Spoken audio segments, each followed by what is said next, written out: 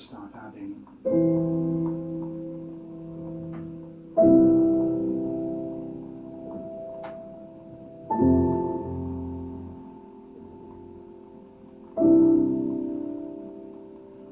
So, Chopin's study, the first study.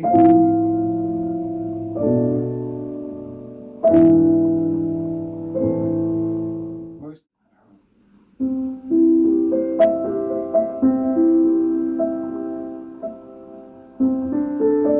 how things transform.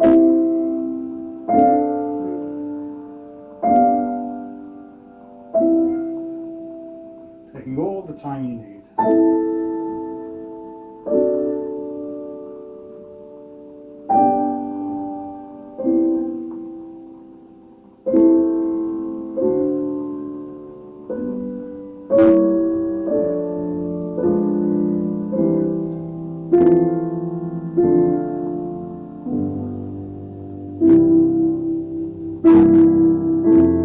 Etc. And I think that space, that finding that zone, this is where that can happen on this book, at this piano. So that's what's going on here for me, and I think many other people would feel this as well. There is a very special atmosphere here. I love the idea of an intimate jazz kind of venue. Maybe nothing, no piano like this, it would be just some mashed up uprights, but so looking forward to being played, as it were. Just the whole vibe is just perfect, and people have the space to breathe properly, to receive the music and to express the music. Ask me another question. No, I think that's exactly it. That's kind of what this is all about, and the whole idea behind the piano was to harken back to, those days of just sharing music, and there's so many concert series around. We didn't want to be just yet another concert series, and I think this is probably taking it to the extreme. I mean, you have intimate concerts and then you have this where it is only 10 people, but I think that is what kind of makes it quite special, is that it feels like there's something happening that's never going to happen again, and it's just there in that moment. In lockdown in 2020, I did drive-away concerts, through April, May and June.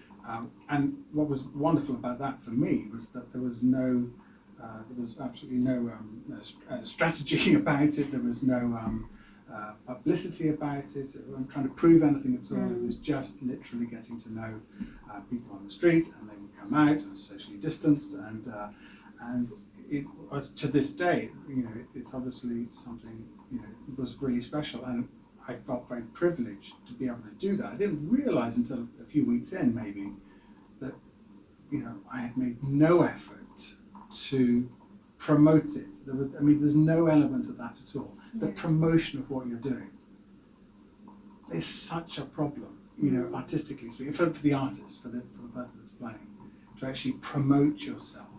It's a dangerous avenue to go down.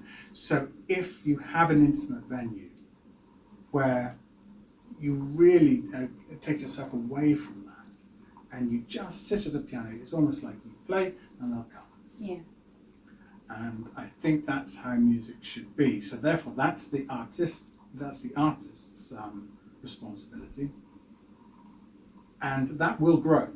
Grow inside you, and it will work for other people, and then you see where it goes from there. But for me, and I know for Massa, it was the case. You're looking for something that you can be absolutely certain, these are my roots. This is what is really important to me.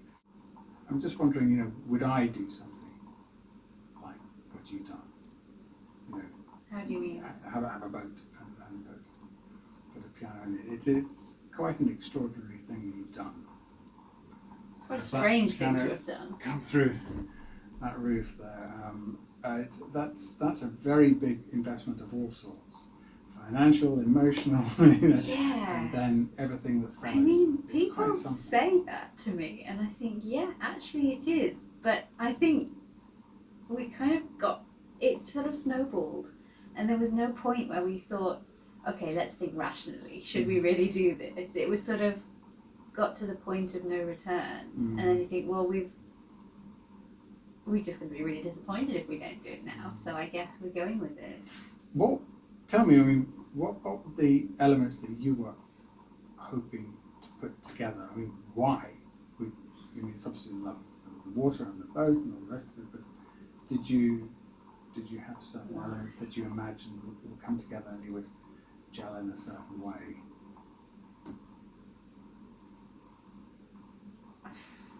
I suppose it was that feeling of the kind of intimate atmosphere of sharing music. But in a way, it just seemed like a good idea. And I think, I know. At the time. Yeah, exactly. And I think that it has sort of grown out of that because, you know, until we ran our very first cruise, I still didn't really know how it was going to go.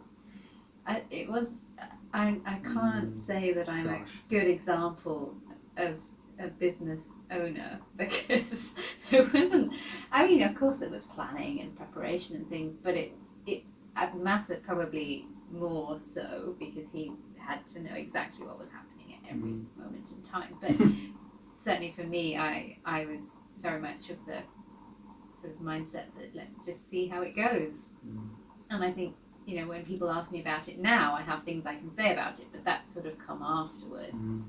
It's a curious one because, you know, you just imagine, you know, what's going on in the back of your mind, you know, and then when you look back after a number of years, you know, why did we do this? And often I have walked out, you know, to concert stage, you know, to do a concerto. The music desk won't be in there. This will be out, and the lighting is generally, you know, if it's good, it's from above. So the whole piano is kind of lit up in this kind of, it's like ethereal manner. And you sit down and you think, you know, oh my goodness, why am I doing am I ready to do this? I have no music here. This piano is lit up like a Christmas tree, and it's like, okay, let's go. And for me, I like playing without music. I like to play from memory. I like that feeling of, I mean, I love sailing. So, I mean, sailing is one of, you know, I'd love to do it more, whether it's a bigger boat or, you know, it's just a racing dinghy. Because obviously the water is changing all the time. You don't know when the gusts are coming, then different tides, different currents, things will happen, and you've got to adjust, there's no course as such, you know. And I really like that a lot. So I think walking out onto a concert stage, no music, you've done your preparation, but there's no knowing, you know, whether your brain is actually going to play ball and you know what you're going to do, but you kind of go with it. So I just wonder whether, you know, imagining, getting this boat made specifically for this venture was part of that kind of performance thing. It's like, let's throw ourselves into something so remarkable, so kind of, and then something that's literally going to move as well. Whether that was, you know, you needed to bring all these elements together. I don't know. I don't know whether it's something. I mean, I think it's a great thing that you've done, but I'm wondering whether it's something that I would have done. I think my tendency would be to try to put a concert on at, remote places, like in the middle of the forest somewhere, or on the beach or something, a little island or whatever, something like this. So people would have to make the effort to get there. That would be something. But what you've done here with this boat is, I mean, it is a marvel, and you've done amazing. So in the first third, I was thinking playing some Debussy, and then in the second third, some Brahms, and then to finish, I want to play the F minor ballad. Okay. I have been motivated and inspired quite a lot over the last few months with the inevitable feeling of what would Massa think awkward masters. And You never know. and I didn't get any voices telling me to play Rachmaninoff. I think You weren't feeling compelled. I think that's best left with those that can do that kind of thing. So, Sure but, you can. But I think something like the F minor ballad is one of the great Chopin pieces, and I think that would be a good finale for these first two recitals in October and November. So.